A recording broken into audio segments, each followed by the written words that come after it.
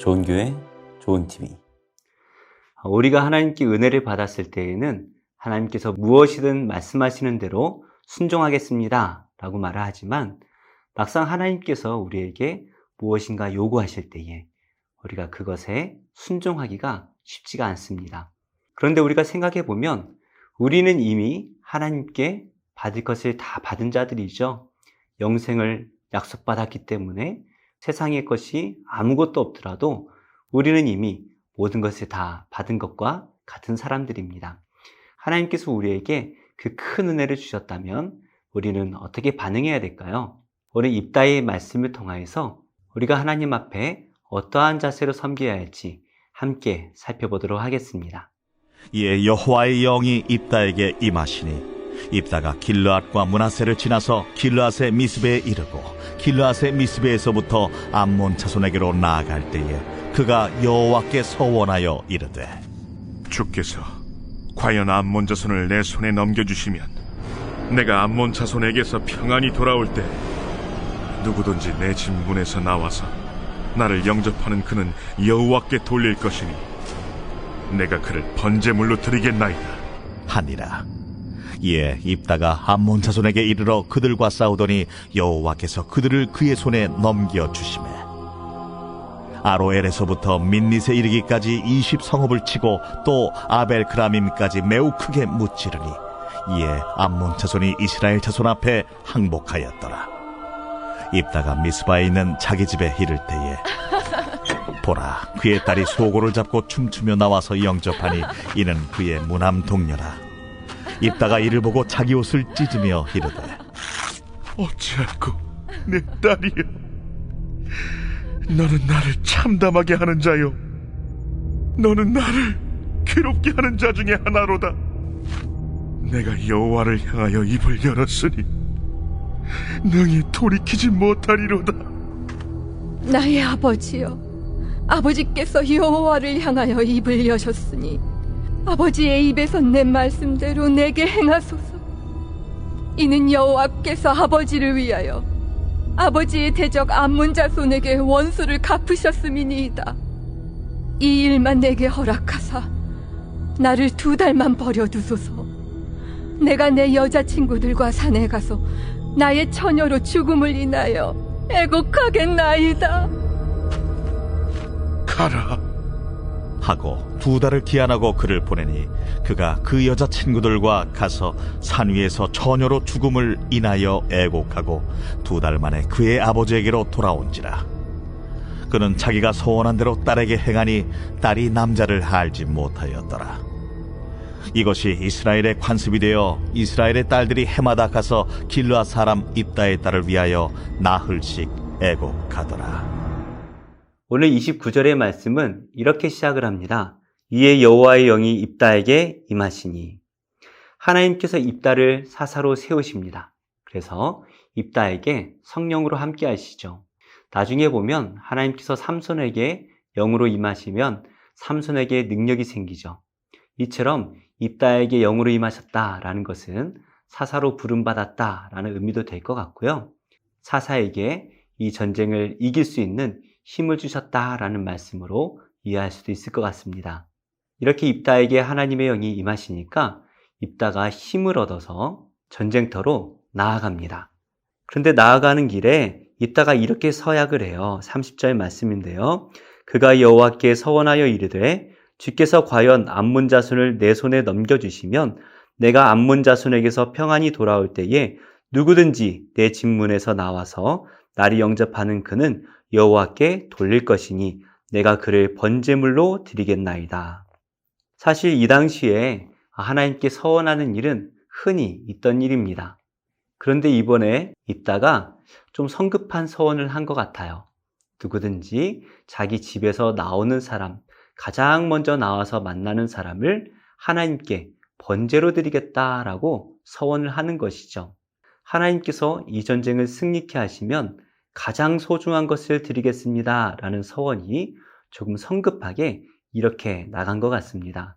이에 대한 하나님의 응답이 나오죠. 32절인데요.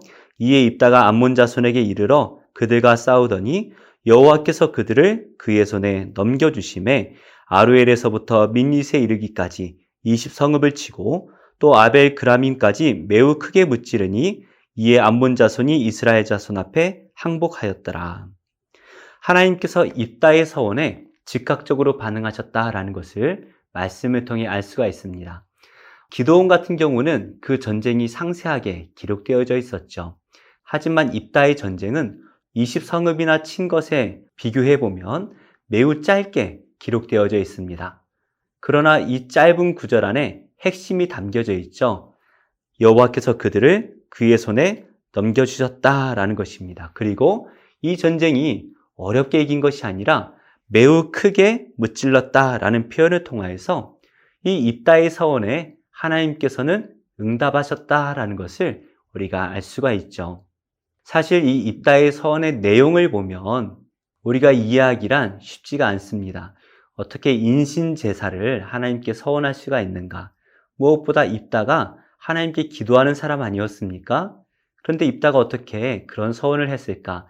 그도 이방 사람들에게 물든 것이 아닌가라는 의구심이 들 정도인데요. 우리는 성경을 이해할 때 가능하면 성경 안에서 그 답을 찾아야 되죠. 그런데 입다가 왜 이런 서원을 했는지에 대해서는 성경이 크게 관심을 갖고 있지는 않은 것 같습니다. 특별히 입다가 이 서원을 한 것이 잘못된 서원이다라는 말씀도 나오지 않죠.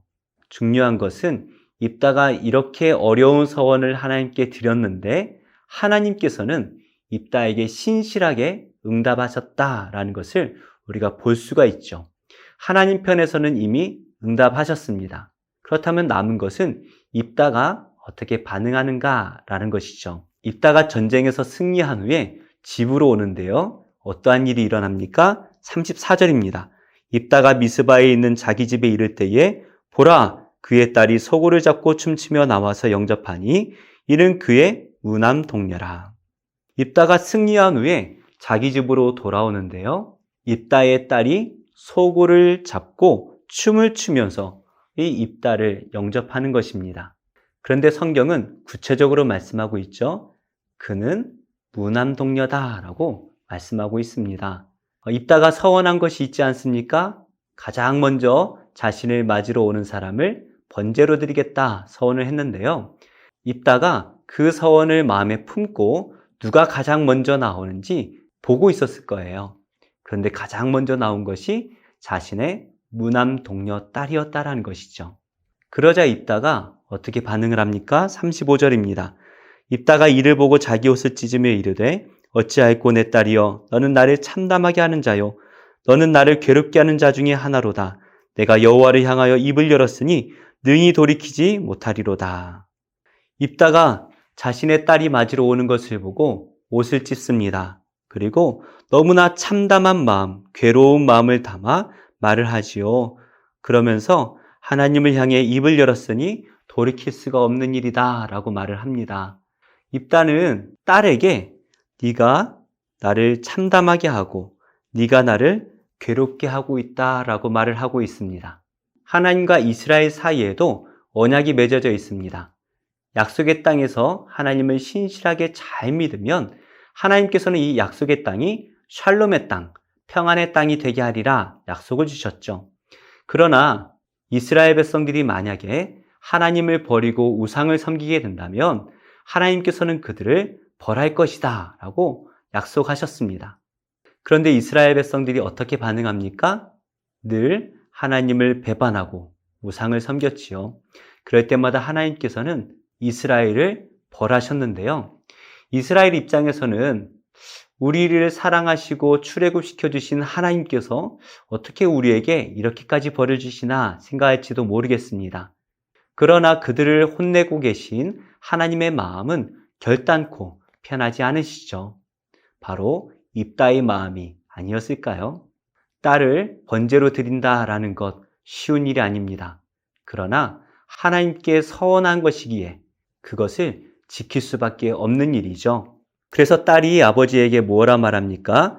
나의 아버지여, 아버지께서 여호와를 향하여 입을 여셨으니 아버지의 입에서 낸 말씀대로 내게 행하소서.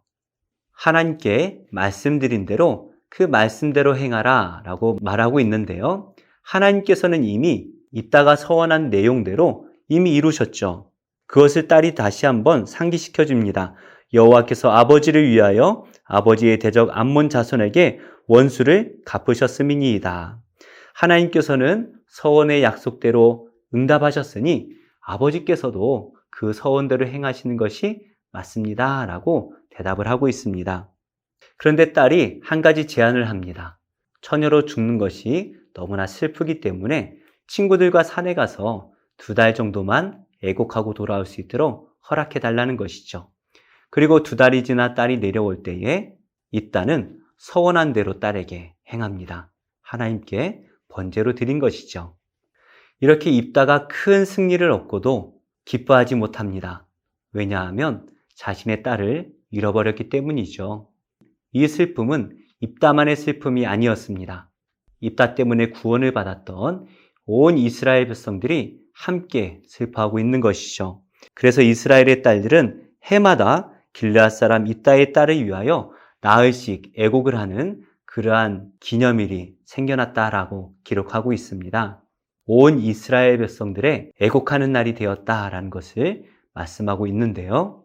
바로 내일 우리가 살펴볼 말씀에 보면 에브라임 지파가 이 입다에게 도발을 합니다. 전쟁을 하기 위해 찾아옵니다. 결국에 이 에브라임 사람들은 입다에 의해서 죽임을 당하게 되는데요. 무려 42,000명이나 되는 사람이 죽임을 당하게 되죠.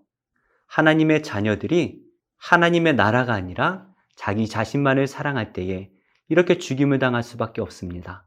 그러나 그들을 벌하시는 하나님의 마음이 어떻습니까? 입다와 같이 참담하고 괴로우실 수밖에 없으시죠. 이러한 하나님의 마음을 우리가 알 수 있을까요? 입다는 어려운 전쟁 앞에 하나님 앞에 어려운 서원을 합니다. 하나님께서 신실하게 그 서원에 응답하시자 입다 또한 참담하고 괴로웠으나 하나님께 서원한 대로 그 서원을 지켜내지요. 하나님과 우리 사이에도 언약이 맺어져 있습니다. 우리가 하나님의 말씀에 잘 순종하면 복을 얻고 그렇지 못하면 죽임을 당한다라는 것이죠. 그런데 우리 하나님께서는 우리를 죽이지 않으셨습니다. 자신의 독생자를 우리를 위해서 십자가에 내어주셨죠. 하나님께서는 자신의 서원을 지키기 위해서 독생자를 아낌없이 내어주셨습니다. 하나님 편에서는 더 이상 우리를 위해 해 주실 게 없을 정도로 가장 완벽하게 언약을 신실하게 지켜주셨는데요. 우리는 이 하나님의 언약을 기억해야 됩니다. 십자가에서 완벽하게 이루신 그 하나님의 언약을 우리가 기억한다면 우리는 하나님의 어떠한 말씀에도 아멘하고 순종할 수밖에 없겠죠. 하루를 살아가는 것도 버거울지 모르겠습니다. 그러나 우리가 하나님을 기억하고 신실하게 언약을 지킨다면 우리 하나님께서도 그 십자가의 은혜와 사랑을 우리에게 매일매일 부어주실 것입니다. 오늘 하루도 온전한 삶을 사심으로 하나님의 온전한 제자로 살아내시는 복된 성도들이 다 되시기를 예수님의 이름으로 축복합니다.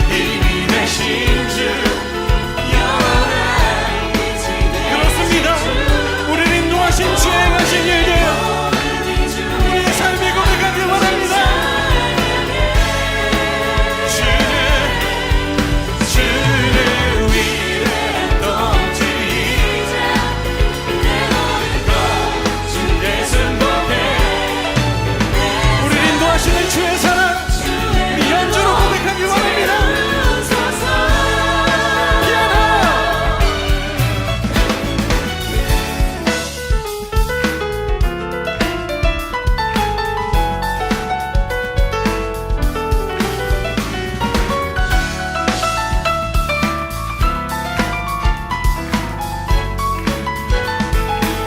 오르간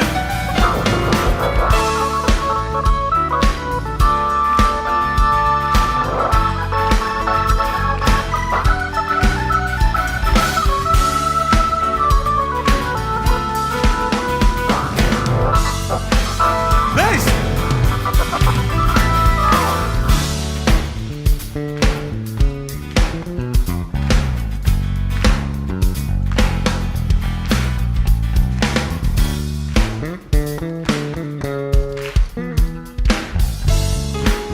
기타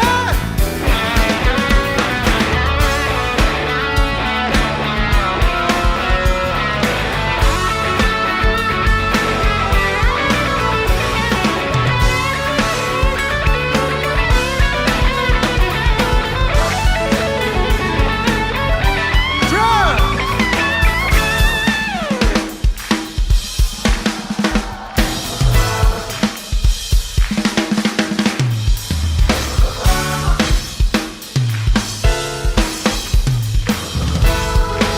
다 같이 내 맘에 이미 되신 주 영원한 이치 되신 주 내 모든 어둠이 주의 행하신 찬양해 주는 위대한 통치자 내 모든 것 주께 승복해 내 삶을 주의 불로 세우소서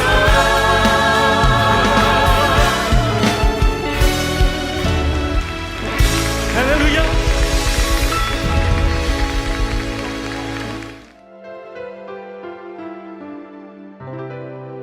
좋은 교회, 좋은 TV.